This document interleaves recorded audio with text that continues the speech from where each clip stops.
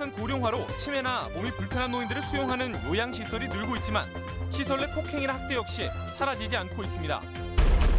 국민의 안전을 위해 일해야 할 경찰들이 휴직 처리도 하지 않고 로스쿨에 다니고 있습니다. 사시준비생 모임은 이들을 형사고발했습니다. 오랜 가뭄을 씻어내는 장마가 시작됐지만 지역적으로 강우량 편차가 크다 보니 지역민들의 기대가 엇갈리고 있습니다. 여러분 안녕하십니까? 전북권 뉴스입니다. 치매 노인들을 상습 폭행한 요양보호사가 붙잡혔습니다. 믿고 맡긴 요양원인데 폭행은 주로 직원들이 퇴근한 밤중에 벌어졌습니다. 문제의 요양보호사는 원장의 처였는데요. 이처럼 요양시설에서 노인 학대가 늘어나는 추세입니다. 김하연 기자입니다. 앙상한 팔 군데군데 시퍼런 멍이 들었습니다. 또 다른 노인의 얼굴은 누군가에게 꼬집힌 듯 피가 엉겨붙어 딱지가 졌습니다.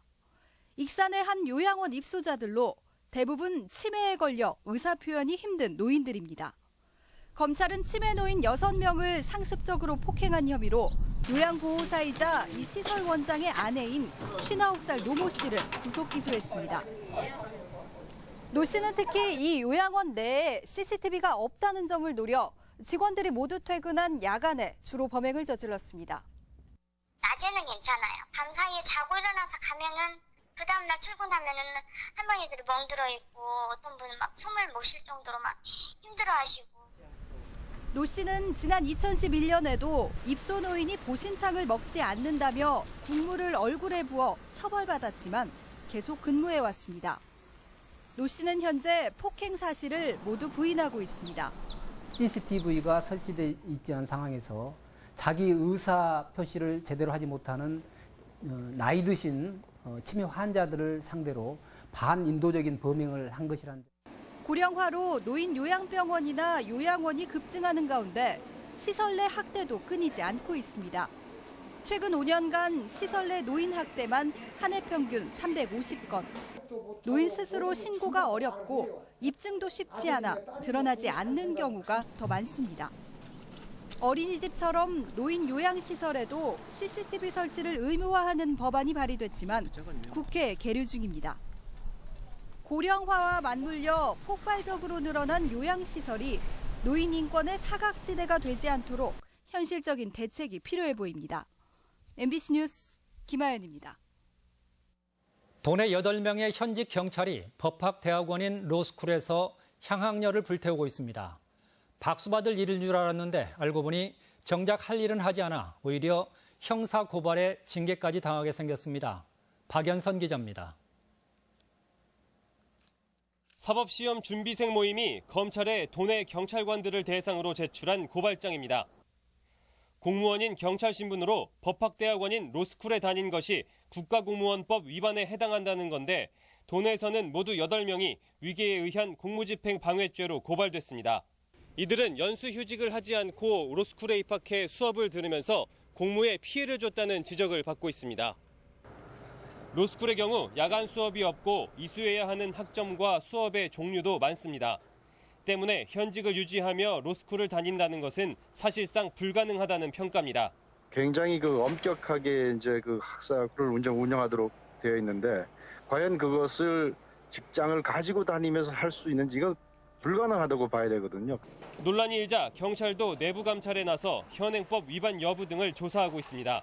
근무 중에 로스쿨 다닌 게 그것도 마찬가지로 위계와 업무 방해가 된다라고 판단이 되면은 그때는 제가 조사를 해서 징계를 하든. 국민의 열쇠로 월급을 받는 경찰이 정작 해야 할 일은 제쳐두고 개인의 영달에만 치우쳤다는 비판까지 나오고 있는 상황.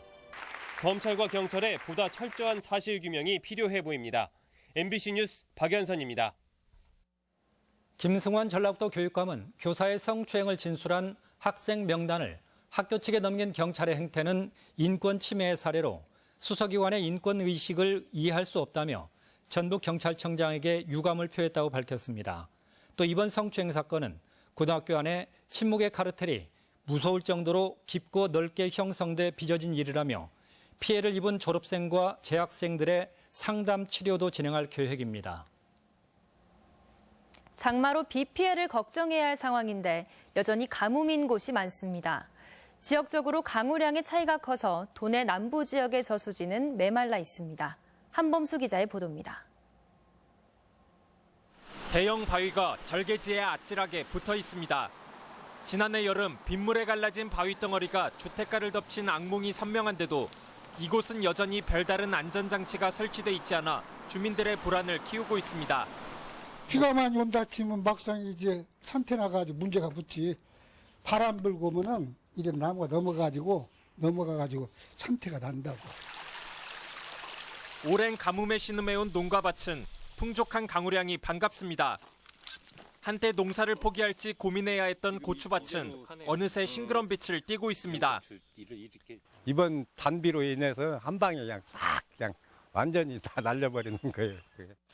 지난 주말부터 도내에 많은 곳은 50mm 안팎의 비가 내렸는데 가뭄 끝에 단비로 타들어가던 농작물들이 이처럼 생기를 되찾았습니다. 하지만 지역에 따라 강우량의 편차가 극심해 정읍과 고창 등 도내 남부 지역은 여전히 가뭄 상황입니다. 농업용수로 사용되던 하천은 수위가 2m 가까이 내려가 바닥을 드러냈고 갈라진 논이로 우렁이들이 곳곳에 말라 죽어 있습니다. 양수 시설을 하지 않으면은 가문다면은 뭐 수확도 줄어들 것이고 벼가 타서 말라 죽지 않을까. 기상지청은 사나흘간 30에서 최대 80mm가량 비가 더 내릴 것으로 내다봤지만 국지성 호우가 잦아 가뭄의 가래도 지역에 따라 편차가 클 것으로 우려됩니다. MBC 뉴스 한범수입니다. 송하진 전라북도지사는 민선 6기 3년을 맞아 오늘 기자회견을 갖고 삼락농정과 토탈관광, 탄소산업을 통한 지역 성장 기반 마련과 새만금 국책사업 위상 확보, 그리고 삶의 질 개선 등을 성과로 꼽았습니다. 또 새만금의 속도감 있는 개발과 탄소산업진흥원 설립, 혁신도시 성장 거점화 등 19개 과제를 2020년까지 추진할 핵심 정책으로 제시했습니다. 민선 6기도 이제 1년밖에 남지 않았는데요. 자체 평가와는 달리 도정은 활력을 찾지 못하고 있습니다. 3대 핵심 과제인 토탈 관광과 탄소 산업, 삼락 농정마저 속도를 내지 못하고 지지부진합니다. 유룡 기자가 짚어봅니다. 2015년 4월 송하진 지사는 금강 발원지인 장수 뜸봉샘을 방문해 자신의 토탈 관광 구상을 밝힙니다. 시군마다 하나씩 생태 관광지를 조성해 도내 전역에 관광객이 북적이도록 하겠다는 겁니다. 야생 군락지, 산천 경관, 청정 마을 등의 자연 친화적인 생태 관광 자원을 발굴해서 하지만 2년여가 흐른 지금 뜸봉샘의 모습은 거의 달라지지 않았습니다. 등산로에 나무를 심고 샘물이 흐르는 계곡을 암석으로 단장했을 뿐입니다. 언제 끝나요? 2024년도에 끝나요. 2024년도요? 예. 10개년 사업이라서 예. 예. 매년 8억씩 내려와요, 사업비가. 1,000억 원을 투입하는 대형 사업이라는 구상과 달리 14개 시군에 나눠지는 예산은 연간 8억 원, 사업의 속도가 나지 않습니다. 사정이 이렇다 보니 사업 진행 도중에 대상지를 변경하거나 아예 포기하는 경우도 적지 않습니다. 토탈 관광의 또 다른 핵심 사업인 투어패스 역시 취임 2년 반이 흐른 올 2월 본격적인 판매가 시작됐습니다. 석 달여 동안 6만 장이 팔렸다지만 산하기관과 민간단체의 후원 구매가 많아 실제 청년 관광객이 구입한 모바일과 교통형은 10%에 불과한 것이 현실입니다. 들이 이제 초창기이기 때문에 이게 아직은 전국적으로 이제 확산되는 건 아직 좀 시기가 걸릴 것이다 이렇게 이제. 민선 6기의 핵심 과제인 탄소산업 역시 가시적인 성과가 나지 않고 있습니다. 탄소산업진흥법을 어렵게 통과시키고 국정과제로 끌어올리기는 했지만 관련 업체 유치나 세간의 이목을 끌 제품 생산은 미흡한 것이 사실입니다. 사실은 전국적으로 투자가 좀 주춤하면서 탄소 분야에 대해서도 이제 상용화라든가 그거에 따른 기업의 투자 이런 것들이 조금 더 반환점을 돌아 자녀 임기는 이제 1년. 지난 3년간 추진해온 역점 사업의 성과가 어떠했는지 냉정히 되돌아볼 시점입니다. MBC 뉴스 유룡입니다. 70년 만에 고향 섬진강 자락을 찾아 마지막 작품혼을 불태우는 노화가가 있습니다. 인상주의적인 화풍을 갖고 한국의 펄세잔으로 불리는 박남재 화백입니다. 이경희 기자가 만났습니다. 순창 적성의 섬진강 미술관. 백발의 노화백이 자신보다 더 커다란 캔버스 위에 거침없는 붓질을 해갑니다. 1929년 태어나 구순을 바라보는 대한민국의 세잔, 박남재 화백입니다. 제가 300호, 200호짜리 캔버스가 10개 넘게 있어요. 여러분 다 그려놓고 죽어야죠. 그래서 열심히 하고 있습니다. 원색의 붓질로 자연의 강렬함을 표현해온 박화백은 구상화의 세기를 개척한 대한민국의 대표 화가입니다. 88년작 붉은 월출사는 산에 붉은색을 입힌 최초의 작업으로 세상을 깜짝 놀라게 했으며 지평선을 낮춰 캔버스 대부분을 하늘로 채운 작품에서는 인상파 기법을 한국적으로 재해석했다는 평가를 받아왔습니다. 앞으로 몇 년간만 지나면은 정말 남들이 깜짝 놀랄 수 있는 그림을 그릴 수 있을 것 같이 생각하고 있습니다. 예술가로서 최고 명예인 대한민국 예술원상을 전북 화단에선 처음으로 수상한 박화백은 여전히 창작열을 불태우고 있습니다. 매일 10시간씩 꾸준히 작품 활동을 해오고 있는데 미술관을 찾으면 누구나 작업 현장을 볼 수 있습니다. 박화백은 주민들에게 강의도 하고 무료 지도도 해주는 등 자신의 고향에서 남은 생을 설계하고 있습니다. 그 만족감을 느끼고 있어요. 그래서 내가 죽을 때까지는 여기서 그대로 작업을 하다가 70년 만에 고향으로 돌아온 노화백. 남은 여생 동안 고향에서 꽃피울 예술혼에 대한 기대감이 높아지고 있습니다. MBC 뉴스 이경입니다. 전라북도 인사발령에 따라 기획관의 최재용 환경녹지국장이 환경녹지국장에 신현승 노인장애인 복지과장이 임명됐습니다. 자치행정과장에 최성용 감사총괄팀장이, 농업정책과장에 신평우 총무과 서기관이, 일자리 정책관에 전혜성 투자유치과장이 새로 임명되는 등 내일자로 국장, 과장급을 인사발령했습니다. 간추린 뉴스입니다. 이낙연 총리가 군산조선소 가동 중단에 따른 지원 대책 마련을 지시했습니다.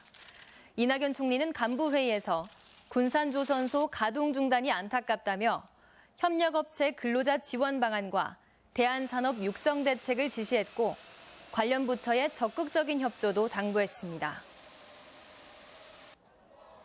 최저임금 만원 운동본부는 전북 경총 앞에서 기자회견을 열고 사용자 측 위원들이 최저임금 인상액으로 박스 한 개 값인 시간당 155원을 제시하고도 11년 만에 최초 인상안이라고 자랑했다며 위원들을 비판했습니다. 앞서 사용자 위원들은 지난달 최저임금이 6차 회의에서 올해보다 155원, 2.4% 오른 6,525원의 인상안을 제시했습니다. 군산시의회 의장단은 성명을 통해 군산 전북대병원의 타당성 재조사를 받아들일 수 없다며 병원 측은 조속히 용지 매입을 추진하라고 촉구했습니다. 이에 대해 전북대병원은 타당성 재조사는 재정과 환자 수요, 군산의 향후 여건을 고려해 군산 전북대병원 건립이 타당한지를 재확인하려는 것이라고 밝혔습니다. 장수군 내 버스 이용객들은 앞으로 성인은 1,000원, 학생은 500원으로 관내 어디든 이동이 가능하게 됐습니다. 장수군은 2년 전 무진장 여객에 이어 지난 29일 추가로 남원여객과도 단일 요금제 협약을 체결해 그간 지속적으로 제기돼 온 교통비 부담을 덜게 됐습니다. 간추린 뉴스였습니다. 군산경찰서는 지적장애인을 폭행한 사회복지시설 재활교사 44살 A씨를 장애인 복지법 위반 혐의로 검찰에 송치했습니다. 지금까지 전북권 뉴스였습니다.